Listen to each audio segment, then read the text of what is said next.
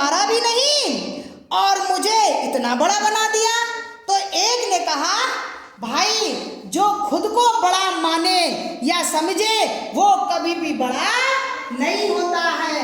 बड़ा तो वो होता है असल जिंदगी में, बड़ा तो वो होता है जो किसी दूसरे व्यक्ति को बड़ा बना दे।